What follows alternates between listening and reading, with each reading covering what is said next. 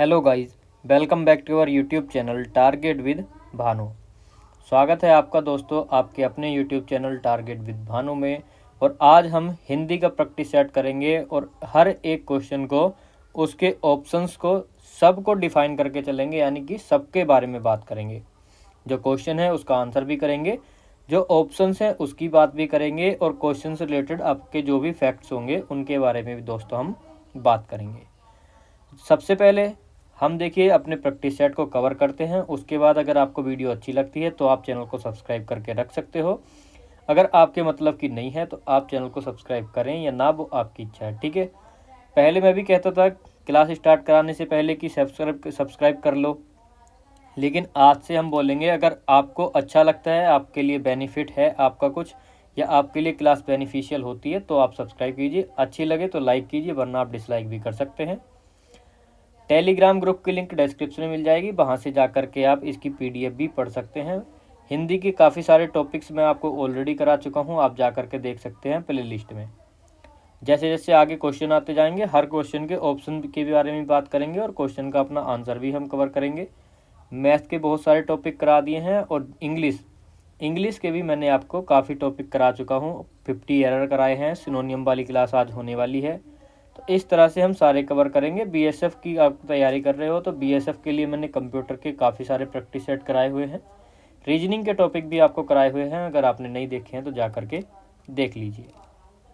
पहले क्वेश्चन से शुरुआत करते हैं, और आज का हमारा पहला क्वेश्चन है, निम्नलिखित में से किस आधुनिक भारतीय भाषा का विकास मागधी अपभ्रंश से नहीं हुआ। ये जो हमारा नहीं वर्ड है, देखिए ये आपके एग्जाम में बहुत ज़्यादा आपकी गलतियां कराता है, तो इसको आपको पकड़ के चलना है, इसमें बिल्कुल भी गलती नहीं करनी है। अब देखिए मागधी अपभ्रंश की बात कर रहा है तो हमारा बिहारी हो गया, बंगाली हो गया, मराठी हो गया और उड़िया हो गया। इनमें से एक हमारा मागधी अपभ्रंश की भाषा नहीं है, तो कौन सी नहीं है? तो आप बोलोगे कि सर हमारी मराठी मागधी अपभ्रंश की भाषा नहीं है। अब देखिए फिर जब मराठी नहीं है तो फिर मराठी किस क्षेत्र में जाएगी? तो मराठी जाएगी दोस्तों हमारे महाराष्ट्री वाले में। महाराष्ट्री अपभ्रंश की भाषा है मराठी। बिहारी, बंगाली, उड़िया और एक चीज़ और ले लीजिए कोमा लगा करके, एक आती है आपकी असमिया। ये सारी की सारी आपकी मागधी अपभ्रंश की भाषा है। तो आपकी 4 भाषा हो गई मागधी अपभ्रंश की। शोरसेनी अपभ्रंश आता है पैसाची, ब्राचड़, खस, अर्धमागधी, मागधी, महाराष्ट्री। इस तरह से सारे के सारे एक क्वेश्चन आपका ये हो गया कि आपको सारी भाषाएं पता होनी चाहिए कौन सी किस क्षेत्र में आती है। अगला क्वेश्चन, अशुद्ध वर्तनी बतानी है। तो देखिए दूसरा टॉपिक आएगा आपके एग्जाम में अशुद्ध वर्तनी का। अशुद्ध वर्तनी से 1 या 2 क्वेश्चन आपसे पूछ लेगा, तो आपको पता होना चाहिए कि वर्तनी शुद्ध कैसे लिखी जाती है और अशुद्ध कैसे होती है। अब देखिए नव मंडल दिया है, तो नव हमारा बिल्कुल ठीक है और मंडल भी हमारा बिल्कुल ठीक लिखा है, तो पहला ऑप्शन करेक्ट। यहाँ पर दिया है निर्वाण। अब देखिए आपको बिल्कुल ठीक लग रहा होगा निर्वाण, लेकिन हमारा ये गलत लिखा हुआ है। अब गलती क्या है वो मैं बाद में बताऊंगा, आगे भी देख लीजिए। अंतःपुर बिल्कुल ठीक है और विषाद भी हमारा ठीक है, तो निर्वाण में बनता है दोस्तों पेट चीरा व, तो ये वाला व हमारा बनेगा। तो ये हमारी एक माइनर सी बहुत छोटी सी गलती है, तो आपको व का भी बहुत ज़्यादा ध्यान रखना होगा कि कौन सा व कहाँ पर यूज किया जाता है। अगला क्वेश्चन है क्वेश्चन नंबर 3, और ये तीसरा टॉपिक आ जाता है आपका संधि विच्छेद का। संधि विच्छेद से भी आपसे क्वेश्चन पूछेगा, कभी कभी पूछता है कि जैसे ये संधि करके दी हुई है तो कौन सी संधि है, अयादि संधि है, दीर्घ संधि है, वृद्धि है, इस तरह से। तो देखिए आपको दिया है वर्ड सूर्योदय, तो सूर्योदय की संधि क्या होगी? सूर्य प्लस के उदय। बी वाला ऑप्शन सही है, पहला आपका गलत होगा सयो प्लस दय। आप ध्यान रखना विसर्ग नहीं लगेगा, तो सी भी आपका गलत है, और ये है सूर्य, तो सूर्य नहीं होगा सूर्य होगा, ठीक है। अगला आ जाता है च वर्ग का उच्चारण, तो ये क्वेश्चन बन गया आपका वर्णमाला से। वर्णमाला से क्वेश्चन भी आपका 100% आता है। तो उच्चारण मुंह के किस स्थान से होता है च का? तो जब मैंने आपको वर्णमाला वाला चैप्टर कराया था तो वहाँ पर आपको एक ट्रिक बताई थी, ई च य और से। इचियस भी है तालुराम। एक श्लोक बनाया था हमने, दोहा कह लीजिए, श्लोक कह लीजिए, उसके माध्यम से पूरी वर्णमाला कवर कर दी थी।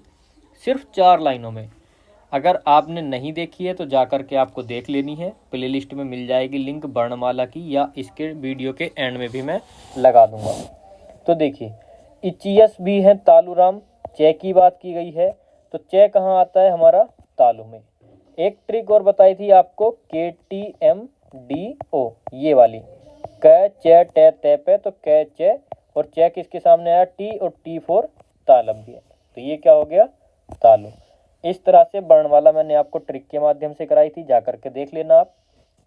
अगला आ जाता है, दक्ष इन ध्वनियों से मिलकर बना है, यानी कि इन ध्वनियों से मिलकर कौन सा शब्द हमारा बना है। तो देखिए, ये हमारा मूल शब्द हो गया, और ये हो गया स्वर, यानी द व्यंजन, और ये हो गया स्वर। तो व्यंजन स्वरों की सहायता से बोले जाते हैं, तो द और ए मिल करके बन गए द, प्लस ये हमारा क है, इसके साथ में कोई स्वर नहीं है, तो व्यंजन क्या रह जाएगा, आधा। और ये हमारा पेट चीरा से और ए है, तो ये क्या बन जाएगा, ये बन जाएगा कक्षा वाला से। आपने देखा होगा कि जब आप कक्षा वाले से की, ये संयुक्त स्वर होता है, जब आप इसको विखंडन करते हो, इसका विच्छेद करते हो, तो आपका क्या बनता है, कै और आपका से बनता है। तो इस तरह से आपका ये हो जाएगा कक्षा वाला से। तो ये क्या बना हमारा, जब हम इनको एक जगह जोड़ लेंगे तो ये बनेगा दोस्तों दक्ष। तो कौन सा आपका ऑप्शन सही होगा, सी वाला। कै और से ने मिलकर, इस वाले कै और इस से ने मिलकर क्या बनाया दोस्तों, ये वाला से। तो यहाँ पर देखिए, अभी ये भी आधा था, तो यहाँ पर इससे मिलकर और कै से मिलकर, कै और से आपस में मिलेंगे और लास्ट में ए रह जाएगा। तो इस वाले से और इस कै से मिलकर क्या बनता है, कक्षा वाला से। ठीक है, समझ में आ गया होगा। अगला है गायक। गायक में कौन सी संधि है, जो बात मैं पीछे बताई थी आपसे, तो ये उस तरह से ऐसे पूछता है कि गायक में कौन सी संधि है। तो अब आपको करना पड़ेगा इसका संधि विच्छेद। तो ये हो जाएगी गए प्लस के अक। तो जहाँ पर भी आय आय इस तरह से आता है, वहाँ पर कौन सी संधि होती है, अयादि संधि। तो गायक में कौन सी हो जाएगी दोस्तों, अयादि संधि, ऑप्शन नंबर बी। यण संधि का उदाहरण है, ई को यणची, ई का ये, ऊ का वह। ठीक है, गुण संधि, दीर्घ संधि, समान समान से वृद्धि बन जाती है, ये दीर्घ बन जाएगी। ठीक है, अगला क्वेश्चन नंबर 7, शुद्ध वर्तनी का चयन करना है, इसमें से शुद्ध वर्तनी कौन सी है। तो देखिए, हस्ताक्षेप, तो हस्ताक्षेप नहीं होता है, ये होता है हस्तक्षेप। ठीक है दोस्तों, ऑप्शन बी आ जाता है निरोग। तो निरोग में बड़ी की मात्रा नहीं बनती, निरोग में बनती है बड़ी, छोटी की नहीं बनती, बड़ी की मात्रा बनेगी निरोग। निष्पक्ष हमारा बिल्कुल सही है। इसमें क्या गलती है, तो आप बोलोगे कि इसमें क्या गलती है, तो मैं बताऊंगा, अक्षोहिणी में बनती हैं 2 मात्राएं, अक्षोहिणी नहीं होता, अक्षौहिणी होता है। ठीक है दोस्तों, अगला क्वेश्चन है क्वेश्चन नंबर 8, व का उच्चारण स्थान क्या है। एक होता है ब और एक होता है व, इसका हमको बताना है। तो ये होता है दंतोष्ठ्य, ऑप्शन नंबर ए आपका बिल्कुल करेक्ट हो जाएगा। अगला क्वेश्चन आता है क्वेश्चन नंबर 9, बताना है आपको, निम्नलिखित में से किस वाक्य में विराम चिन्ह का प्रयोग त्रुटिपूर्ण है। तो किस वाक्य में विराम चिन्ह का प्रयोग त्रुटिपूर्ण है। सबसे पहला क्वेश्चन आ जाता है, तुम जा रहे हो। दूसरा है, मोहन अब तुम घर जा सकते हो। हे ईश्वर सबका कल्याण हो, आप शायद पटना के रहने वाले हैं। अब देखिए, इसमें आपको थोड़ा सा कन्फ्यूज़न होगा, लेकिन मैं बता दूं, इसमें त्रुटिपूर्ण जो है वो हमारा क्वेश्चन नंबर ए है। अब वो कैसे है, तो देखिए, तुम जा रहे हो, तो यहाँ पर आपका प्रश्नवाचक चिन्ह आएगा। अब आप बोलोगे कि इसमें तो प्रश्न सूचक शब्द ही नहीं है, लेकिन मैं आपको बता दूं, प्रश्न सूचक शब्द ना होते हुए भी यहाँ पर प्रश्न किया जा रहा है, तुम जा रहे हो, तो हमारा उत्तर आएगा हाँ या नहीं। ठीक है, तो ए ऑप्शन गलत हो जाएगा। मोहन अब तुम घर जा सकते हो, यानी मोहन को संबोधित किया, तो यहाँ पर ठहराव है, तो यहाँ पर हमारा कोमा लगेगा। ये होता है हमारा अल्प विराम और ये होता है हमारा अर्ध विराम, दोनों में डिफरेंस आपको समझना है। हे ईश्वर, ये होता है हमारा संबोधन चिन्ह, या इसको विस्मयादि बोधक भी कह सकते हो। अगला आता है क्वेश्चन नंबर 10, कौन सा शब्द समूहवाचक संज्ञा नहीं है। समूह में जो नहीं है वो बताना है। गुच्छा, तो गुच्छे में बहुत सारी चाबी होती हैं, तो चाबियों का समूह गुच्छा। कुंज, तो कुंज देखिए, और मकान, इसमें आपको कन्फ्यूजन होगा कौन सा है। और मंडल भी आपको पता है, मंडल होता है, मंडल जैसे अध्यक्षों का मंडल हो गया, मंडली हो गई, किसी भी चीज़ का मंडल हो, जैसे किसी भी आप बोल सकते हो बाजा बजाने वालों का, संगीतकारों का, तो वो मंडल हो गया। कुंज क्या होता है? कुंज होता है झाड़ियों से घिरा हुआ घर, बहुत सारी जो झाड़ियाँ होती हैं, झाड़ियों के समूह से घिरा हुआ घर कुंज। तो जो हमारा समूहवाचक नहीं है वो हो जाएगा मकान। अगला क्वेश्चन है हमारा, पद्यांश को पढ़कर प्रश्नों के उत्तर दीजिए। पद्यांश है हमारा, आज बरसों बाद उठी है इच्छा हम कुछ कर दिखाएं। बरसों के बाद इच्छा हुई है कुछ कर दिखाने की। एक अनोखा जश्न मनाएं, अपना कोरा अस्तित्व जमाएं। अनोखा सा जश्न मनाने की इच्छा, अपने अस्तित्व को जमाने की इच्छा। बरसों के बाद सूखे पत्तों पर बसंत ऋतु आई है। विचार रूपी कलियों पर बहार खिल आई है। गहनता की फसल हलहलाई है। शायद इसी कारण आज बरसों बाद उठी है इच्छा हम कुछ कर दिखाएं। अपना कोरा अस्तित्व जमाएं। क्वेश्चन की तरफ चलते हैं। अगर पैसेज हमारा होता स्टोरी बेस्ड, तब मैं आपसे बोलता कि पहले अपने क्वेश्चन पढ़िए, ऑप्शंस देखिए जल्दी जल्दी, उसके बाद अपने पैसेज पर जाइए। अगर आपका स्टोरी यानी कि कहानी वाला गद्यांश नहीं दिया गया है और आपको दी गई है कोई पोयम, कविता दी गई है, तो आप पहले कविता को पढ़िए, समझिए और डायरेक्टली अपने उत्तर दे सकते हो, जैसे कि अब हम करने वाले हैं। कवि के मन में इच्छा उत्पन्न हुई है, तो कुछ कर दिखाने की यानी महत्वपूर्ण कार्य करने की। क्या बोला था कि अब बहुत दिनों बाद कुछ कर दिखाने की इच्छा हुई है, तो ए ऑप्शन सही होगा। बाकी के ऑप्शन देखते हैं। मन से बातें करने की, तो ऐसा कोई बात नहीं है। खुशियाँ मनाने की, ये वाली बात हमारी दी गई थी। अपनी पहचान बनाने की, तो ये भी। तो देखिए, जब आप कुछ कर दिखाओगे तभी तो आप खुशियाँ मनाओगे कि हमने ये कर दिया, और तभी आपकी पहचान होगी। तो उपयुक्त जो आपका आंसर होगा वो होगा ऑप्शन नंबर ए। अगला आ जाता है क्वेश्चन नंबर 12। किन कलियों पर बहार का आगमन हुआ है, ये आपको बताना है। तो किन कलियों पर हुआ है, तो उसने बोला था विचार रूपी कलियों पर, ऑप्शन नंबर बी। भाव रूपी नहीं बोला है, छोटी नई कली की कहीं बात नहीं की गई है, सूक्ष्म कली की बात नहीं की गई है। एक कली की बात की गई थी, वो भी विचार रूपी। अगला आ जाता है सूखे पत्ते प्रतीक हैं। तो सूखे पत्ते मन के सूनेपन का, पतझड़ की कोई बात नहीं हुई, अकाल की कोई बात नहीं हुई, सूक्ष्मता की कोई बात नहीं हुई। मन के सूनेपन को क्या बोला है उसने? सूखे पत्तों के समान बोला है। अगला क्वेश्चन है, अगला क्वेश्चन क्या है दोस्तों हमारा, बताना है कि शब्दों के संबोधन विकारी रूप का नाम क्या है। तो फटाफट से अपना आंसर कीजिए। शब्दों के संख्या बोधक विकारी रूप का नाम क्या होगा? तो संख्या बोधक से आप पकड़ जाओगे। संख्या बोधक क्या होगा? वचन, ऑप्शन नंबर सी। एक वचन होता है या बहुवचन होता है, तो इसका पता कैसे लगाएंगे हम? संख्या से। एक हैं, दो हैं या दो से ज़्यादा, तो संख्या किस में आती हैं? बहुवचन में आती हैं। ऑप्शन नंबर बी आपका बिल्कुल करेक्ट हो जाएगा। अगला क्वेश्चन क्या है दोस्तों? अगला क्वेश्चन है हमारा, निम्नलिखित में से कौन सा शब्द पुर्तगाली भाषा का है? तो फटाफट से आपको बताना है कि पुर्तगाली भाषा का कौन सा शब्द है। तो मैं आपको पहले बता दूं, चाबी हमारा पुर्तगाली भाषा का शब्द है। अब आप बोलोगे कि बहादुर, बहादुर किस भाषा का शब्द है? तो बहादुर है आपका तुर्की भाषा का शब्द। अगर हम बात करें लिफाफे की, तो लिफाफा किस भाषा का शब्द है? और एक आ जाता है आपका चश्मा।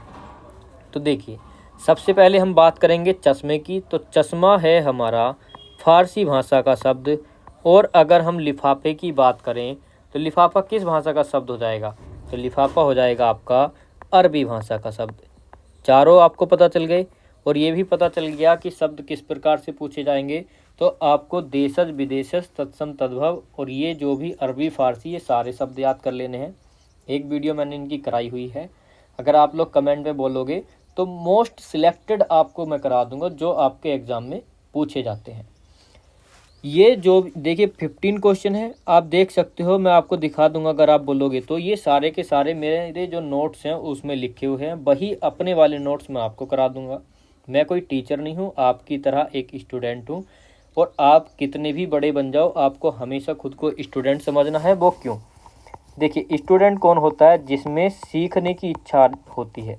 और हमेशा अगर आप में सीखने की इच्छा है तो आप अपनी कामयाबी, अपनी बुलंदियों तक पहुंचते रहोगे। अगला है 16, तुम्हें राम के आने तक प्रतीक्षा करनी होगी। इस वाक्य में तक कौन सा निपात है? तो तक, तक कैसा निपात होगा? स्वीकार्य होगा, निषेधात्मक होगा, सीमा बोधक होगा या अवधारणा बोधक होगा? तो देखिए ये अवधारण नहीं है, ये है अवधारणा बोधक। तो मैं बता दूं कि उसके आने तक तो क्या हो गई, एक हमारी सीमा हो गई कि जब तक वो नहीं आएगा तब तक हम कुछ नहीं कर सकते, सिर्फ प्रतीक्षा कर सकते हैं। तो ये हो जाएगा सीमा बोधक। हमको लिमिट दी है उसके आने तक की। अगला आ जाता है अगला क्वेश्चन, जिस सर्वनाम से किसी निश्चित वस्तु का बोध न हो उसे क्या कहा जाता है? निश्चित वस्तु का बोध न हो, बोध हमको नहीं हो रहा तो क्या हो गई? अनिश्चयवाचक। निश्चित वस्तु का बोध होता तो निश्चयवाचक हो जाती। निजवाचक होते हैं जैसे अपने आप, खुद से, स्वयं, तो ये हो जाते हैं निजवाचक सर्वनाम। प्रश्नवाचक हो जाते हैं क्या, कब, कौन, इस तरह से ये हो जाएंगे आपके प्रश्नवाचक सर्वनाम। अगला क्वेश्चन आता है, कौन सा विशेषण पदबंध है? विशेषण कहाँ पर दिया गया है? रात को पहरा देने वाला एक विशेषण पदबंध है। चांद से भी प्यारा, तो विशेषता बताई गई है चांद से भी प्यारा, तो विशेषण पदबंध ऑप्शन बी। देव का मारा वह, कोई मतलब नहीं। जमीन पर लौटते हुए, कोई सेंस नहीं। ऑप्शन बी हमारा बिल्कुल करेक्ट हो जाएगा। अगला आ जाता है 19 क्वेश्चन, श्याम ने राम से पत्र, रिक्त अंश में पढ़ना क्रिया के किस रूप का प्रयोग होगा? तो देखिए श्याम ने राम से पत्र पढ़वाया, पढ़वाता या पढ़ाना? तो आप बोलोगे श्याम ने राम से पत्र पढ़वाया, ना ही पढ़वाता होगा ना ही पढ़ाना होगा। अगला क्वेश्चन है क्वेश्चन नंबर 20, किस शब्द में स्त्री प्रत्यय आइन का प्रयोग नहीं किया गया? चौबाइन आइन का प्रयोग हुआ है, ललाइन बिल्कुल हुआ है, पंडाइन इसमें भी हुआ है, सेठानी, तो ऑप्शन सी ही हो जाएगा। किस में नहीं हुआ? सेठानी में। तो कौन सा प्रत्यय होगा इसमें? सेठ प्लस के आनी, आनी प्रत्यय का प्रयोग हुआ है। 21 क्वेश्चन, और बहुत ही इंपॉर्टेंट क्वेश्चन, बाघ युद्ध। बाघ युद्ध में तत्पुरुष समास का कौन सा भेद है? आप लोगों को कमेंट करके बताना है कि कितने बच्चों को ये क्वेश्चन आता था। तो बाघ युद्ध में कर्ण तत्पुरुष है, कर्म तत्पुरुष, संप्रदान तत्पुरुष या अपदान तत्पुरुष? तो मैं बता दूं इसमें हो जाएगा आपका कर्ण तत्पुरुष। वो कैसे? तो देखिए बाघ युद्ध जब आप इसका संधि विच्छेद करोगे तो ये हो जाएगा बाघ प्लस के युद्ध। और बाघ क्या होता है प्यारे दोस्तों? बाघ होता है वाणी।